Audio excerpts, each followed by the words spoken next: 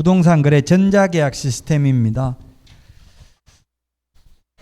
우리 책에 있는 564, 565 이런 거는 실무에서 실제 흐름이기 때문에 시험에는 거의 안 나오고요. 566페이지 맨 밑에 7번에 보면 실거래 가격 신고와 확정일자 자동 신고입니다. 매매계약의 경우 전자계약서 작성하면 따로 부동산 거래 신고할 필요 없고요. 임대차 계약인 경우 주민센터 갈 필요 없이 확정일자가 시스템에서 자동적으로 부여됩니다. 동그라미 3번 타임스탬퍼라는 게 시험에 나온 적은 없는데 시점 확인 필이라고 해서 전자계약이 성립되면 시점 확인 필 1 도장이 찍힙니다. 몇 년 몇 월 몇 시 몇 분 몇 초 계약 성립. 그리고 확정일자가 부여되면 시점 확인 필 타임스탬퍼 2 도장이 찍힙니다. 자, 어쨌든 이 타임스탬프는 시험에 안 나올 거고요. 즉 매매계약인 경우 실거래가액 신고할 필요 없고, 임대차면 주택임대차 신고할 필요 없고, 또 해제돼도 따로 해제 신고할 필요 없습니다. 자동으로 해제됩니다. 시스템에서 해제해버리면. 또 주택임대차 신고할 필요 없고 확정일자 받을 필요 없다. 그리고 567페이지 메뉴의 8번 공인전자문서센터에 보관된 경우 별도로 계약서 5년 보존하거나 종이 확인 설명서를 출력해서 3년 보존할 필요 없습니다.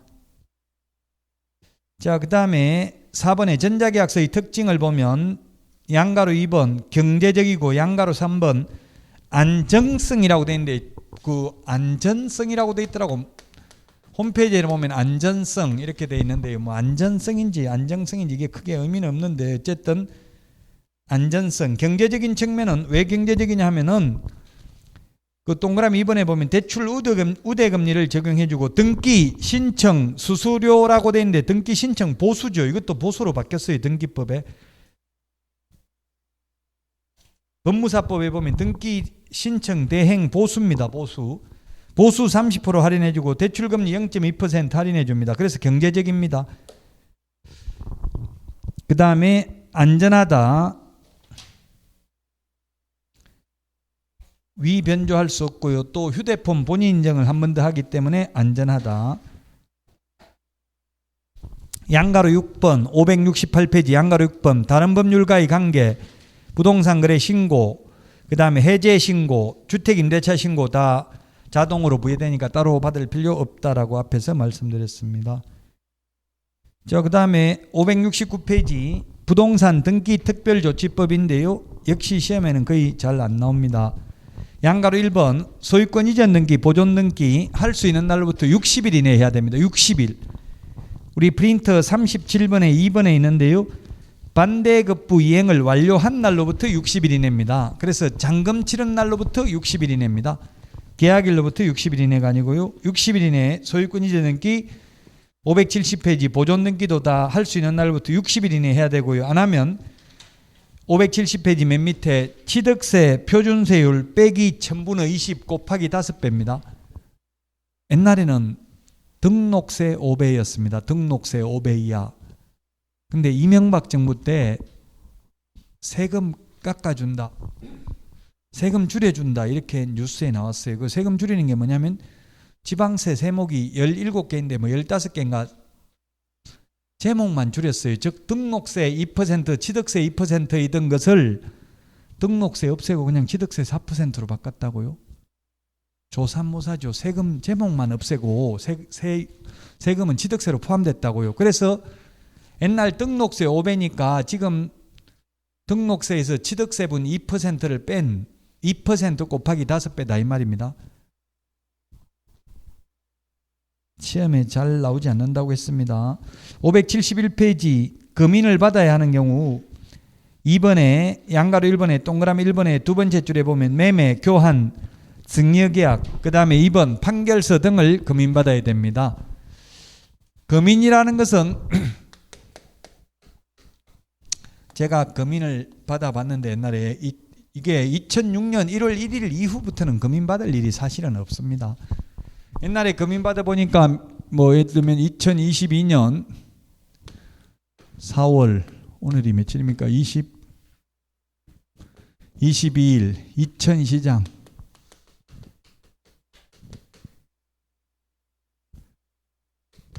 여기에 도장 이렇게 스탬프 도장을 찍어주더라고. 이런 식으로. 이게 금인입니다. 검사하고 도장 찍는 게 금인입니다.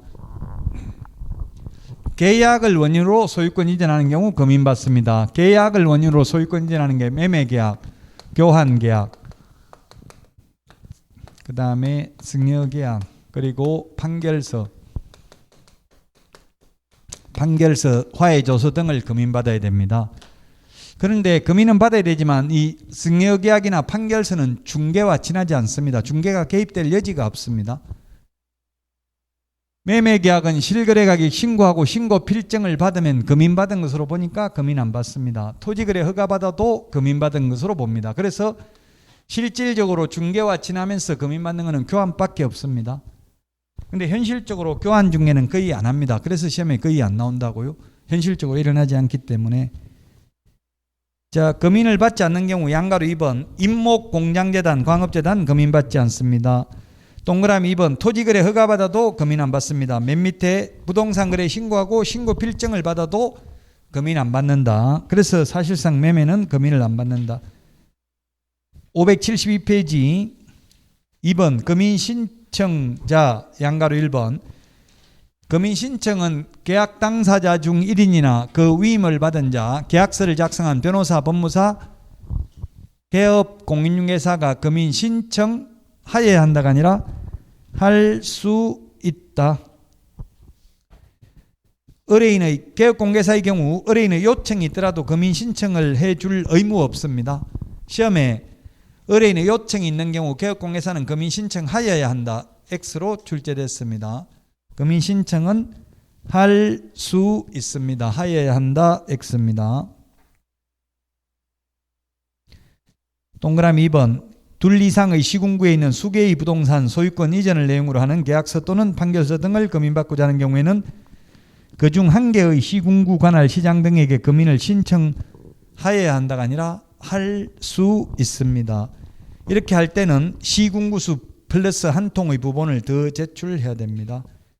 양가로 3번 금인계약서 필요직기사항 우리 프린터 10번에 있습니다. 프린터 10번에 보면 당, 모가지, 개, 대가리, 중이 좋아한다.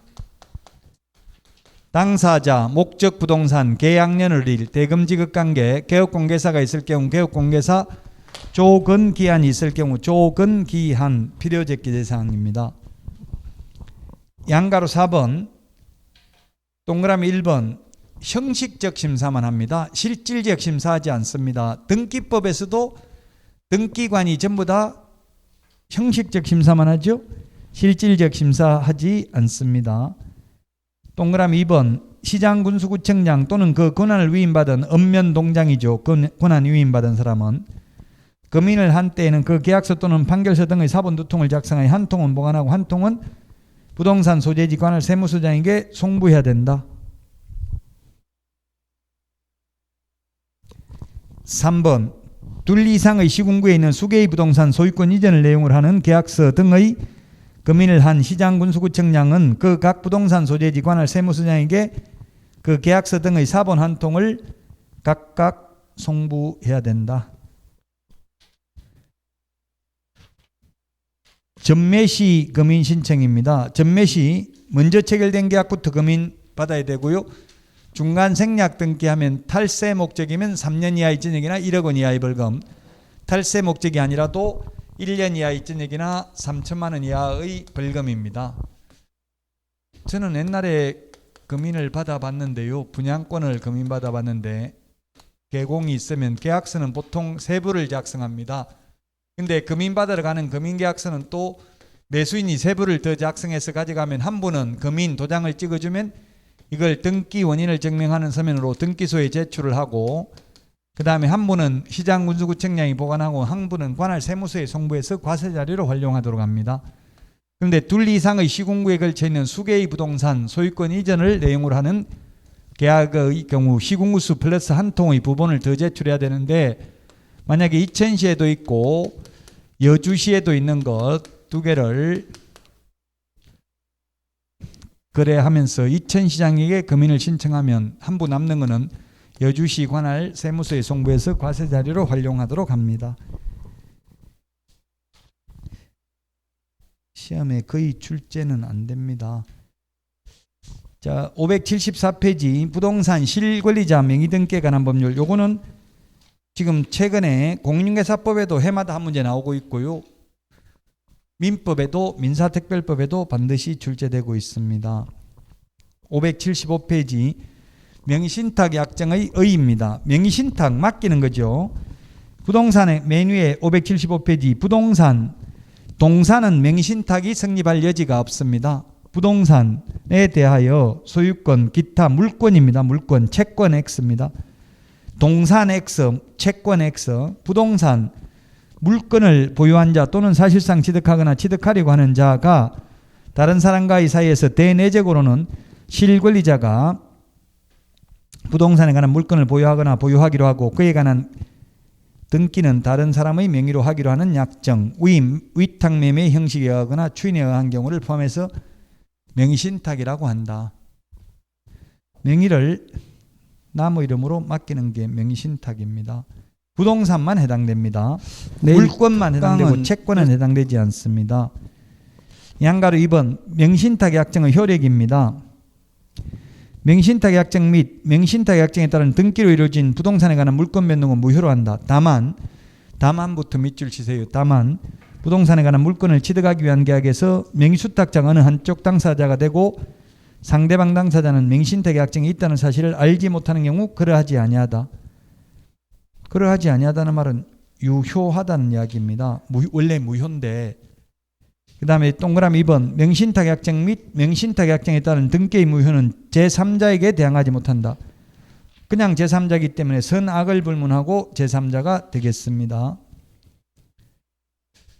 576페이지 명의신탁 약정에서 제외되는 것 1번 양도담보 가등기담보 그 다음에 2번 상호명의신탁 3번 신탁법에 따른 신탁등기. 신탁법에 의한 신탁등기는 대내적이든 대외적이든 수탁자가 소유자가 되기로 하는 약정입니다. 명신탁은 대내적으로는 신탁자가 대외적으로는 수탁자가 소유자가 되기로 하는 약정이죠. 재건축을 하면 재건축 조합이 수탁자입니다. 수분양자는 신탁자고요. 그럼 재건축할 때는 소유자가 조합이기 때문에 조합이 도급계약을 체결하고 공사비 얼마 주기로 하고 시공사한테 건설을 맡깁니다. 지금 요즘 뉴스에 나오고 있는 게 둔촌 주공아파트 우리나라 최대 12,000가구인가 이렇게 되더라고요. 지금 헬로우시티 그 가락동에 있는 게 최고 큰데 현재로는 그 둔촌동 강동구 서울 둔촌동에 있는 거 그게 1조 7천억 지금 유치권 행사한다고 나왔어요. 공사 중단하고 현대건설에서. 도급계약을 체결했기 때문에 조합이 불리합니다. 도급계약은 공사비 주기로 했다고 공사비 못 받으니까 유치권 행사하는 거예요. 아마 조합원들만 이제 엄청나게 피해를 보고 물론 조합원들은 조합원들 피해 보는 게 아니라 나중에 일반 분양가를 높게 해가지고 일반 분양 받는 사람한테 다 뜨는 거기는 하겠죠. 근데 무턱대고 뭐 일반 분양을 비싸게 아마 못하도록 할 거예요.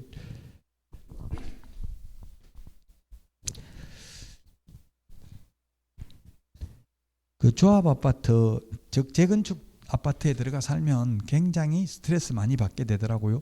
거기는 임대 아파트도 임대도 1200가구 있어요. 임대를 너무 부적으로 해야 돼요. 안 그러면 승인이 안 나니까 임대 있지 또 일반 분양자 있지 조합원 분양 있지 이러면은 알력 다툼이 굉장히 심하다고요. 요즘은 임대가 어디 있는지 잘 모르도록 소셜 믹싱을 하죠. 섞어버린다고요. 뭐 예를 들면 백일동 전부 임대다. 백일동은 그 분양받은 사람이다 이러면 임대한 사람 지나가지도 못하게 하고 막 이러니까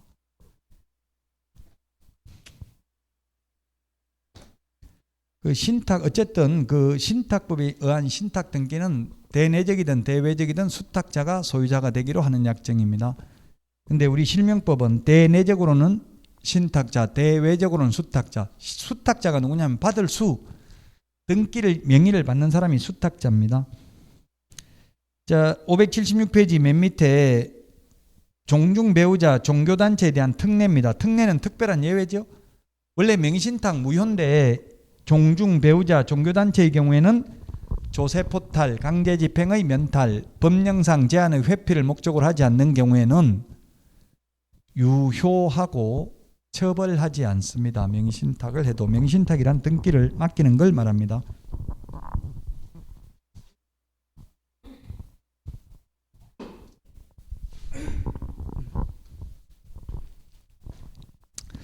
(577페이지) 명의신탁 유형. 명의신탁 유형, 여기에서 민법 시험에 거의 한 문제 출제됩니다. 중개실무에도 요즘 최근에 한 문제 출제됐고요. 이자간 명의신탁, 이자간 또는 양자간 두 사람 간의 명의신탁입니다. 두 사람 간의 명의신탁, 이게 시험에 가장 잘 안 나오고요. 나머지 두 개에서 거의 한 문제 나옵니다. 이전형 명의신탁이라고도 하죠. 신탁자가 있습니다. 신탁자, 명의를 맡기는 사람, 신탁자. 수탁자, 명의를 받는 사람입니다. 수탁자. 두 사람 간의 명의신탁 약정은 무효입니다. 명의신탁 약정 무효고요. 그럼 인한 물권 변동 효력 등기도 무효입니다. 그러므로 누가 소유자입니까? 만약 신탁자가 갑이고 수탁자가 을이고 제3자가 병이라면은 누가 소유자냐고요. 지금 이 상태에서 등기는 을 명의로 되어 있는 상태에서 무효니까 신탁자 갑이 소유자죠. 무효인 등기 말소 청구할 수 있고 진정명의 회복 등기를 신청할 수도 있습니다. 근데 만약 수탁자가 수탁 부동산을 임의로 처분하면 제3자는 선악을 불문하고 유효하게 소유권을 취득합니다. 악의 제3자라고 하면 두 사람 관계를 알고 있었다 하더라도 유효하게 소유권을 취득합니다. 그리고 수탁자가 수탁 부동산을 임의로 처분하더라도 형법상 횡령죄의 죄책이 성립하지 않습니다. 이런 명의신탁을 하는 것은 민법 103조 반사의 질서적 행위에 해당되지 않습니다. 만약 반사의 질서적 행위면 이미 줬다면 불법 은인급여이기 때문에 돌려받을 수 없습니다. 근데 돌려받을 수 있다. 이 신탁자는 5년 이하의 입증액이나 2억 원 이하의 벌금에 처하고 수탁자는 3년 이하의 입증액이나 1억 원 이하의 벌금에 처합니다. 요거는 시험에 잘 안 나오고 이제 3자간 명의신탁 또는 등기 명의신탁이라고 부르고요. 등기 명의신탁. 그 다음에 계약 명의신탁이 있습니다. 요 세 개 둘 중에서 시험에 거의 출제됩니다. 계약 명의신탁. 자, 등기 명의신탁은 매도인이 매수인에게 팔았습니다. 팔았으면 매수인은 매매대금, 잔금을 치르고 매도인은 등기를 넘겨주면 됩니다. 그런데 매수인이 자기 앞으로 등기를 안 넘기고 수탁자, 등기 명의를 받는 사람을 수탁자입니다. 이 매수인은 매도인과의 관계에서는 매수인이고 수탁자와의 관계에서는 신탁자가 될 것입니다. 그러나 이 두 사람 간의 명의신탁 약정은 무효이고요. 그로 인한 물권 변동 효력도 무효입니다. 등기도 무효이다. 그러나 이러한 무효를 가지고 선악을 불문하고 제3자에게는 대항할 수 없다. 제3자는 유효하게 소유권을 취득합니다. 다 제3자 유효하게 소유권 취득합니다. 세 가지 모두 다. 다만 제3자가 수탁자의 배임행위에 적극 가담하면 무효가 됩니다. 모두 다. 그리고 형법상 횡령죄 모두 해당되지 않습니다. 명의신탁 세 개 다 횡령죄에 해당되지 않는다. 무효이기 때문에 명의신탁 약정 해지에 의한 소유권 이전 등기는 불가능합니다. 무효는 처음부터 효력이 발생하지 않은 거고 해지는 장래의 효력을 소멸시키는 거니까 해지 불가능합니다. 다만 합의에 의해서 등기를 넘겨주었다면 중간 생략 등기의 법리가 적용되어서 유효합니다. 그 등기는. 다만 등기를 안 넘겨주면 무효인 등기를 말소를 청구해야 됩니다. 갑, 을, 병이 있으면 병이 말소 청구해야 되는, 을이 말소 청구해야 되는데 을이 안 하면 갑이 을을 대위해서 말소 청구하고 매매계약은 유효하기 때문에 매매계약에 의해서 갑 명의로 등기를 격려하는 때에 갑이 소유권을 취득합니다. 신탁자 5년 이하의 입증액이나 2억 원 이하의 벌금, 수탁자 3년 이하의 입증액이나 1억 원 이하의 벌금에 처합니다. 계약 명의신탁입니다. 매도인이 팔았습니다. 매도인이 매수인에게 팔았는데 이 매수인은 자기 돈 주고 산 게 아니라 물주, 전주, 자금주, 신탁자를 따로 두고 있습니다. 더 고급진 말로 하면 스폰서라고 하죠. 연예인들 스폰서가 있다. 자, 이 스폰 계약은 무효입니다. 스폰서 계약은 무효다. 그로 인한 물권 변동도 원래는 무효인데 다만 매도인이 선의인 경우, 이 매도인이 선의인 경우에는 유효하다. 매도인이 선의라는 것은 이 두 사람 간의 관계를 알지 못하는 경우입니다. 현실적으로는 악의일 가능성이 많아요? 선의일 경우가 많아요? 매도인이 파는데 매수인 돈 가져왔는데 너 어느 놈한테 받았냐? 네가 벌지는 못했을 텐데 이렇게 따지고 물어요. 그래서 선의죠. 현실적으로는. 이 매수인 수탁자입니다. 수탁자가 매수인이면서 또한 수탁자입니다. 신탁자와의 관계에서는 제3자에게 처분해도 횡령죄의 죄책이 성립하지 않고요. 99.99%는 선이라고 봐야 됩니다. 유효합니다. 그래서 MB 도곡동 땅이 문제가 됐잖아요. 그 MB 처남 김재정 씨가 이걸 20억 주고 샀어요. 그러니까 매도인은 나 몰랐다. 누구 돈으로 샀는지 이렇게 주장한 거예요. 그걸 입증하기가 힘들어요. 몰랐다고 하면. 근데 이걸 20억에 사가지고 제3자에게 10년 만에 263억에 팔았어. 포스코 건설에. 그래가지고 양도소득세 내고도 200억이 남았어요. 이게 문제가 됐던 사건이죠. 그럼 신탁자는 그 어떻게 판결이 나왔냐면 그 당시 검찰 수사 결과 명의신탁은 했지만 신탁자가 누구인지는 스폰서가 누구인지는 알 수 없다라고 결론 났어요.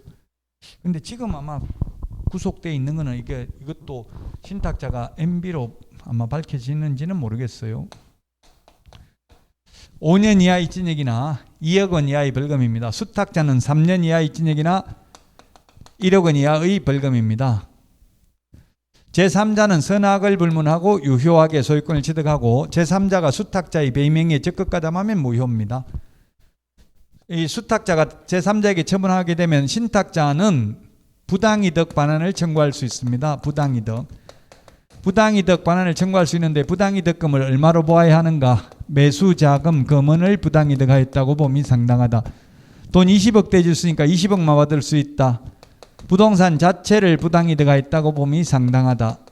팔고 남은 돈 200억이니까 200억 다 돌려줘야 된다. 답은 1995년 7월 1일 이후에 명의신탁 약정이 이루어졌다면 매수자금 금원을 부당이득하였다고 봄이 상당하나 그 전에 이미 명의신탁 약정이 이루어졌다면 부동산 자체를 반환해야 됩니다. 그래서 도곡동 땅 이거는 200억 지금도 통장에 200억 들어있고 이자만 찾아 쓰고 있대요. 이자만 해도 2%면 얼마입니까? 2는 4억이죠. 4억 맞아요? 2는 4. 2%면 4억이죠.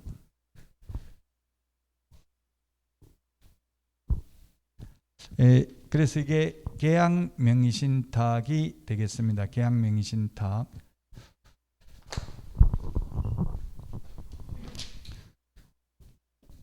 민법에서는 벌칙은 시험에 잘 안 나오는데요. 중개실무는 580페이지 벌칙도 위반 시 제재도 시험에 출제됩니다. 5년 이하의 징역이나 2억 원 이하의 벌금이 세 가지가 있습니다. 명의신탁자, 허위담보목록 제출한 자, 3년 초과 장기 미등기자 세 개가 5년 이하의 징역이나 2억 원 이하의 벌금이고요. 수탁자 3년 이하의 징역이나 1억 원 이하의 벌금입니다. 맨 밑에 과징금입니다. 과징금은 5년 이하의 징역이나 2억 원 이하의 벌금에 해당되는 경우에만 과징금 부과 대상입니다. 과징금은 부동산 평가액의 100분의 30 범위 내에서 부과합니다. 30% 범위 내에서. 범위 내에서 이게 중요합니다. 고정 금액이 아닙니다. 헌법 불합치 결정이 나서 위반 기간, 위반 금액에 따라 차등 부과합니다. 자, 그 다음에 581페이지 이행강제금입니다. 이행강제금. 이행강제금은 양가로 1번에 2번에 보니까 과징금 부과일로부터 1년 안에 실명 등기 안 하면 부동산 평가액의 20%, 1차 이행강제금 부과일로부터 다시 1년 경과한 경우, 즉 과징금 부과일로부터 2년 경과한 경우 20%를 다시 부과합니다. 이거는 고정금액입니다. 아까 과징금은 100분의 30 범위 내에 썼죠. 요거 전부 다 신탁자 5년 이하의 징역이나 2억 원 이하의 벌금만 해당되고 수탁자는 과징금, 이행강제금 부과 대상이 아닙니다. 582페이지 3년 초과 장기 미등기자도 명의 신탁자하고 똑같이 5년 이하의 징역이나 2억 원 이하의 벌금입니다. 자, 그래서 만약에 10억짜리를 남의 이름으로 등기를 하게 되면 처벌을 어떻게 받느냐 하면은 신탁자 5년 이하의 징역이나 2억 원 이하의 벌금이고요. 그 다음에 수탁자 3년 이하의 징역이나 1억 원 이하의 벌금, 그 다음에 과징금 최대 30%까지 가능합니다. 최대 3억까지 가능하고요. 3억까지. 그 다음에 1차 이행강제금 얼마요? 10%죠. 2차 이행강제금 얼마였습니까? 20%, 2억 합하면 6억, 7억, 9억까지 10억 남의 이름으로 등기해놨다가 9억을 뺏길 수도 있다고요. 벌금이나 과징금이나 이행강제금으로 남의 이름으로 등기하지 말라는 이야기죠. 이행강제금. 이행강제금 제도가 있는 법이 오늘 한 것만 해도 아까 농지법 이행강제금은 1년에 한 번 25% 개별 공시지가, 공시지가 또는 감정가격 3개 중에서 높은 금액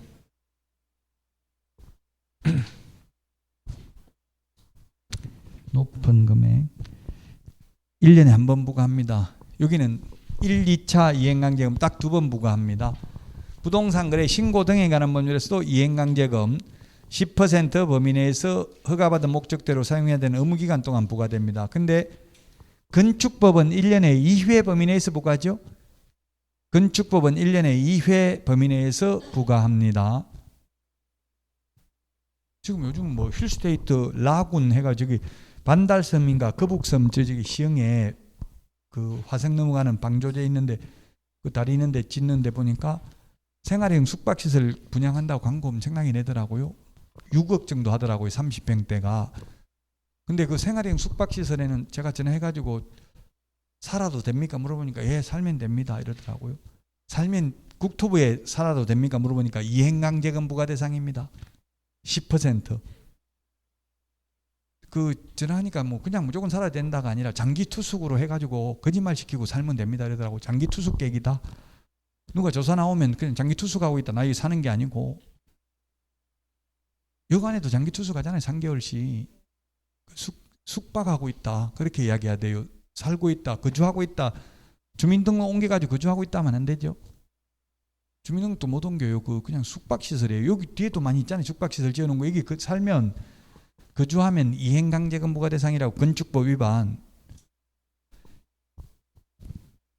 중개할 때 조심해야 돼. 생활형 숙박시설 살아도 됩니다. 이렇게 했다가 그 녹음해놨다 나중에 이행강제금 부과되면 개업공개사가 손해배상해야 될 가능성도 있어요. 생활형 숙박시설은 숙박만 해야 되고 그거는 안 됩니다. 거주하는 건 안 됩니다. 그 건축법 이행강제금 부과 대상이라고요. 10% 그거는 주요 건축법 용적률 건폐율 위반 뭐 이런 거 위반하면은 주요 건축법 위반하면 50% 범위 내에서 부과죠.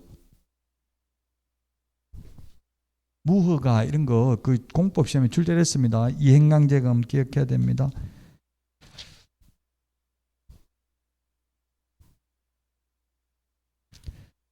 자, 여기까지 했고요. 이제 다음 주가 마지막이죠. 다음 주 마지막 주에 584페이지 주택임대차보호법 상가임대차 경매 매수 신청 대리 다음 주에 하는 게 네 문제 시험에 출제됩니다. 실무에서 가장 중요한 파트입니다. 자, 그럼 여기까지 하고 쉬었다가 오늘 내드린 문제 풀어보도록 하겠습니다.